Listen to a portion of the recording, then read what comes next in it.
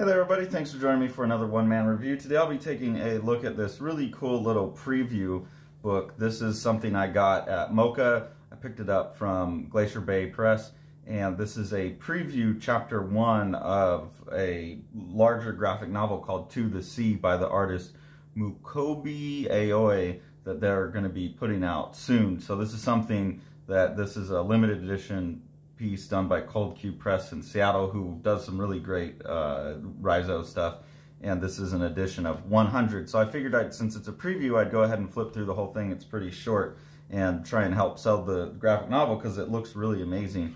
When I was reading this, I hadn't looked at the back yet and was just sucked into the story and thinking, oh, this is going to be a really cool ongoing series that hopefully, you know, since it seems like a little limited thing, actually gets legs and go, because I really got sucked into where the story was going. And so to see that as a graphic novel got me pretty excited. So I want to help pump the book. The Rhizo is really nice with this like 2-color on the front and the back, and then just black and white on this cream paper on the inside.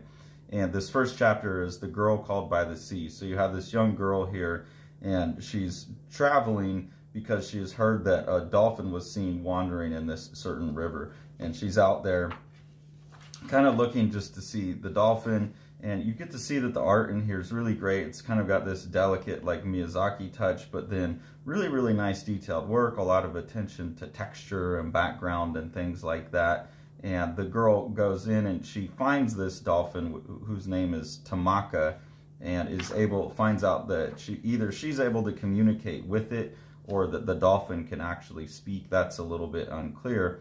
But the dolphin basically tells her that since she has green hair, she's of a certain tribe, and the dolphin's there to get her help to come out to this island or underwater where the dolphins live and help with a problem. So what looks at first like a pretty down-to-earth slice of life like indie manga starts building towards what seems like it's going to be a pretty like beautiful looking fantasy novel. Like you can see this type of rendering here and imagining this leveled up to the more fantastical elements that seem like they're coming. That's what really got me excited.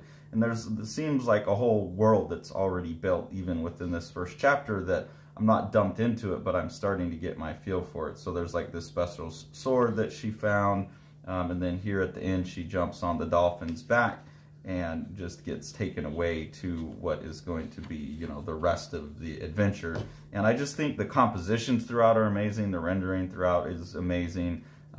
Basically, the whole book, the story sucked me in and everything. Like just to get this right here where we're headed off to Dolphin Island to engage in the adventure. That just had me totally hyped by the end of the book. And even, like I said, this really nice, like, tactile Rhizo print here on the end papers, and this piece on the back here with the blue-green overlaying the red. I think it's all just really well designed. It looks really nice.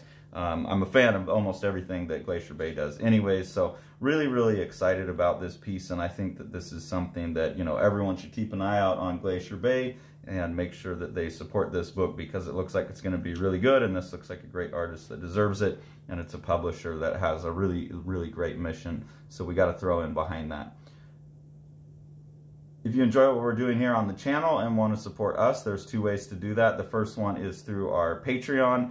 There's 2 different tiers of engagement there. The first one's just early access to our videos. The second one gives you exclusive access to the ongoing Pranay Day web experiment in AI comics that we're doing, where you can vote to help control the story. You also get early looks at the books that Sean and I are working on, our private graphic novel projects.